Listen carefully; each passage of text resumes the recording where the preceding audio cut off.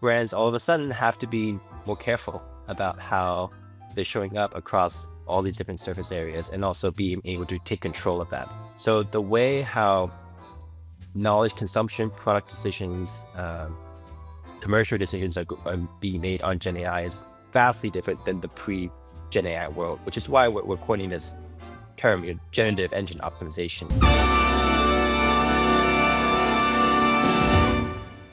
All right, welcome back to Founder Fridays, where we sit down with builders who've been in the trenches to talk shop. So, founder journeys, inflection points, the real lessons that you only learn while building. I'm Kyle. I'm on the startups team here at Notion, and I'm joined today by Andrew Yan, who's the founder and CEO of AthenaHQ. They're pioneering what they call Generative Engine Optimization, or GEO, which helps brands understand and improve how they show up in AI powered search. So, Athena's gone on to graduate from YC, raise over $2 million from some huge name like Funders Club, who's a seed investor in Coinbase and Rippling, and Amino Capital, who also invested early in Zoom. So, Andrew, I am really excited about this one. Thanks so much for joining us. Thank you. Excited to be on.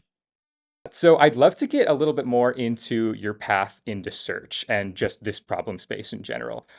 Before Athena, you were working inside one of the most critical systems in the world. You spent time as a PM on Google Search. What did working that close to traditional search teach you about how people actually find information? I like to think about search as one of the fundamental human needs that we have in the 21st century. I think before joining Google, right, on Google Search, I had a conception of Google's search itself as just a search bar. But actually, the search surface area is much larger than that. You can do image search. We have actually have the creator of Google Image Search as investor in Athena, which is a very much a full circle moment. Um, you have video search, with new types of you can share with stream and ask questions. These different modalities of search are making search a broader application that more and more people can use across different questions that they weren't able to ask and answer before. Absolutely. And when did you first realize that this AI search wasn't just an add-on to like what we've seen before with SEO, but just this fundamentally new paradigm? It's not just a technological change, it's also a consumer behavior change. And when I think about what are the biggest technological shifts in the last, decades, the last time this happened was web to mobile, when you had consumers preferring mobile, and you had the technology shift, from web to mobile apps. The types of data that LLMs are consuming, and they're very data hungry, right? And that causes ripple effects downstream for every company in the world on how they're being shown AI search, because the types of surface areas where they're exposed to AI is much larger than before. Totally. And I think you say something really interesting about you need the users to be there. You need people to understand like why these technical advancements are so important and why they're valuable. We're moving into a really interesting space. And so for someone hearing GEO or generative engine optimization for the first time, how do you explain the difference between that and what we've seen before with SEO? Yeah, fantastic question. We get that a lot. So think about GEO as the superset of SEO. As an SEO, a lot of SEO focused on your on-page content that was on, brand.com website, for example, notion.com. Uh, with GEO, the surface area expands beyond that because we see that LLMs are pulling from your website, your comparator websites, from editorial sites, from social media pages. We also see that as well. And a whole long tail of websites that are influencing the AI results, which means that brands all of a sudden have to be more careful about how they're showing up across all these different surface areas and also being able to take control of that. So the way how knowledge consumption, product decisions, commercial decisions are being made on Gen AI is vastly different than the pre-Gen AI world, which is why we're coining this term, generative engine optimization. It's really about the technology of Gen AI and how that changes how information is consumed.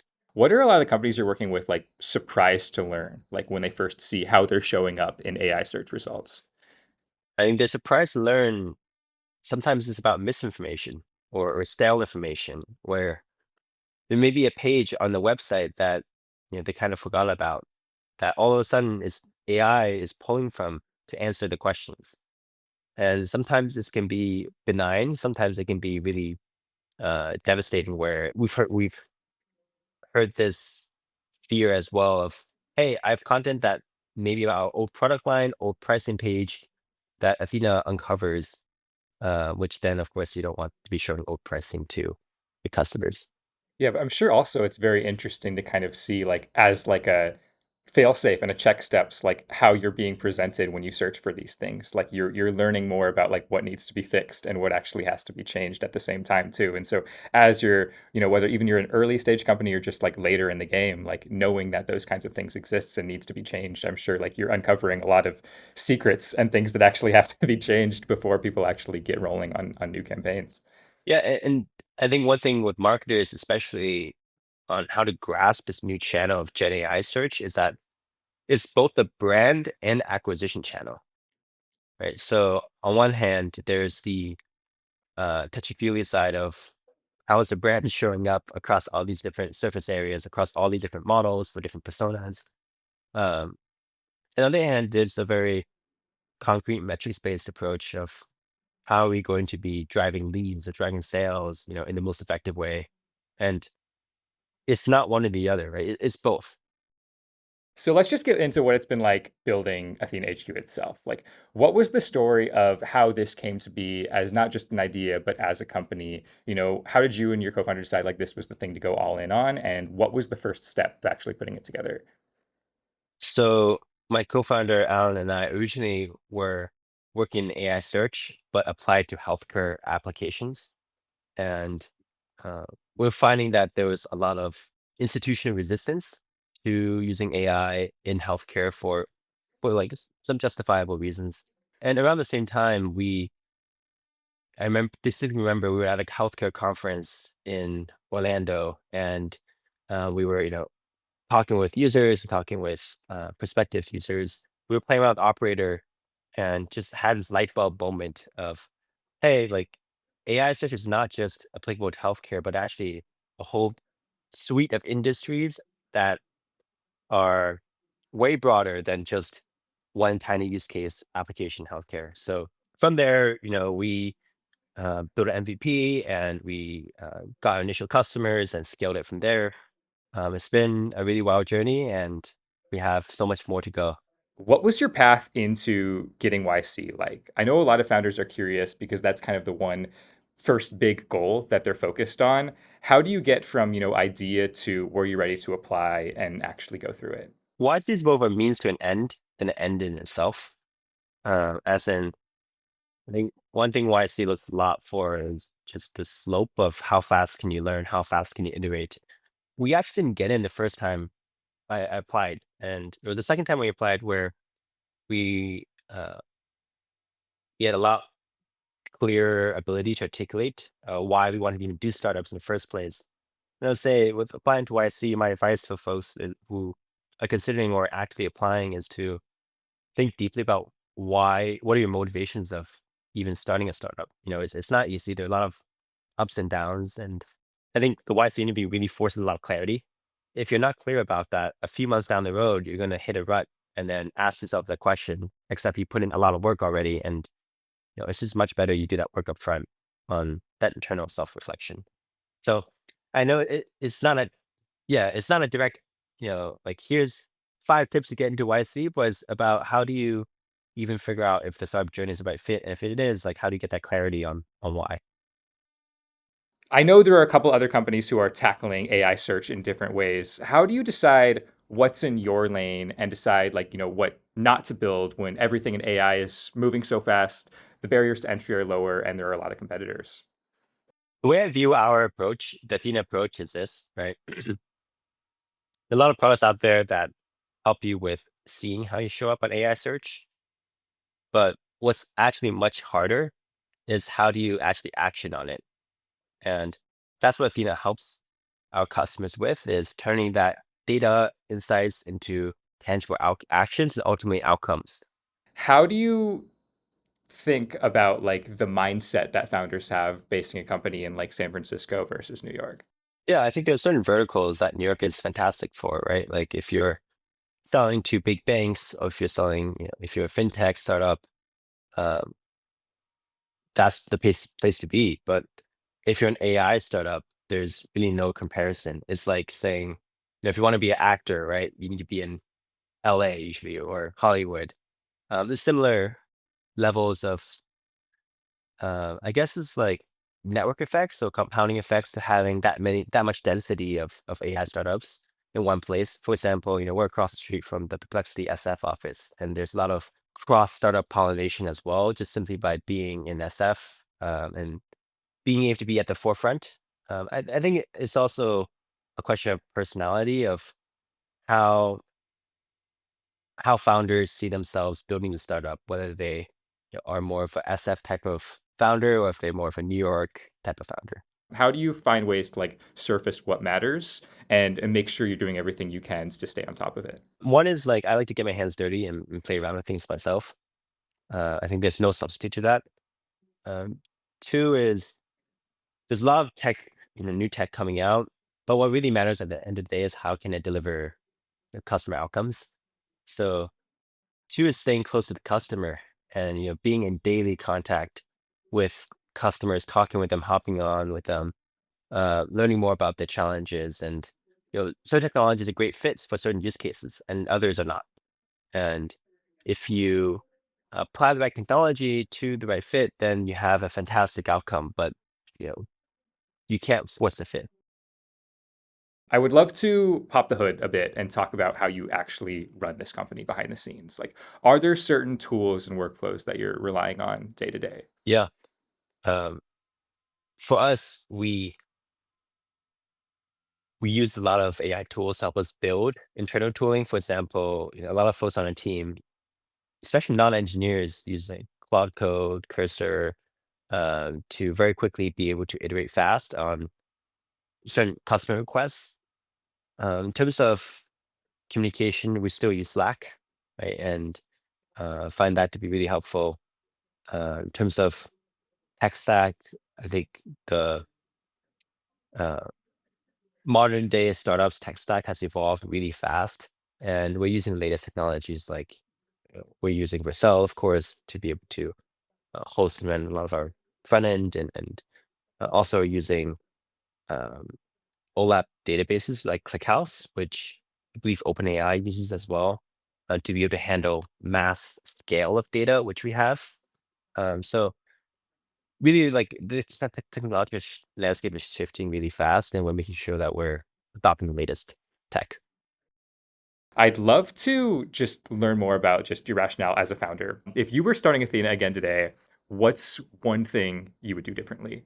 More proactively seek out building a team, a team of A players and world-class talent earlier. As in, we have a very strong team at Athena with folks who have come from unicorns, who have actually founded their own startups in the past, and also future founders as well. But one thing I think about is if I had them 6 months earlier or 8 months earlier, where would we be today? We're building a culture of and building a team of probably one of the most talent dense teams in the world. That's our aspiration, and uh, you know, building that earlier, getting that a few months earlier. I think something I always would ideally want, but of course you can't rush it. Sometimes it's just the right person, right place, right time. Is there anything that's changed for you and like any sort of like hard set like ideologies that you think have really changed since you've gone into becoming a founder? I think the idea of like working hard and burning the midnight oil or whatever the phrase is. Um, Working hard is a necessary but not sufficient condition, right? Of being a founder is not just working hard individually, but how do you coordinate across your team? How do you make sure that you're the most effective and efficient as a team? I think that's one misconception or nuance, I guess. Another layer that will add, where everyone knows founders work very hard, but it's also important that you work smart as well. Founders might feel overwhelmed with like what they're trying to build right now in AI. I mean, it's a very competitive space. You guys are doing it very well, but I'm sure a lot of people are, trying to figure out like what the next move looks like for them. What's the advice that you would give them in terms of how they should approach, how they should build in 2026? I mean, there's a lot of threads about this already of how in the age of AI, like you mentioned, how like people can build faster than before, but what's much harder now is what to build. And the how becomes it's still important at scale. How is really important. How do you scale up? But in that initial 0 to 1 phase becomes less important. Um, there are a lot of talks about this of like how taste is more important. But I don't think it's just taste. I think it's really empathy for the end user, empathy for the end customer. Um, I think that's one thing that really clears away a lot of noise and adds a lot of clarity when we're building product. Is there are a lot of features we can build? Of course, there's almost an exponential number of possibilities to build, and it's if anything, being able to build easier now is actually could be a negative because it makes it more tempting to add features and build. It's like, hey, I can do this in 2 hours. Why not just do it? And that can be a good something. That can be a good thing sometimes, but also can be negative in that it can dilute your focus. And focus is really important for a startup. For us, our North Star is always, how can we add more value for our customers, help them achieve their desired outcomes in a like faster, easier way or cheaper way. And um, I find that adds a lot of clarity when you have so many options to build. In terms of what's next for Athena this year?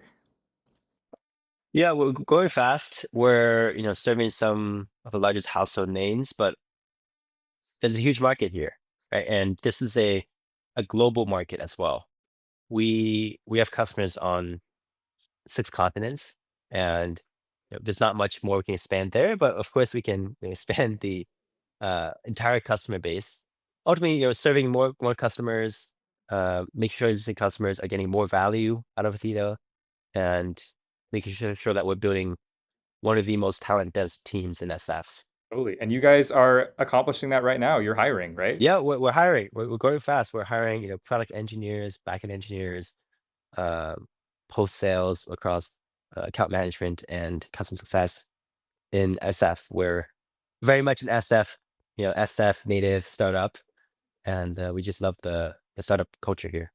It's such an amazing culture. But I think you guys have a really, really cool problem that you're solving, and it's going to be really exciting to follow along and see what you guys are doing. Wishing you the best of luck in your 2026. But Andrew, thank you so much for coming on. I really enjoyed this conversation. Likewise, thank you, Kyle.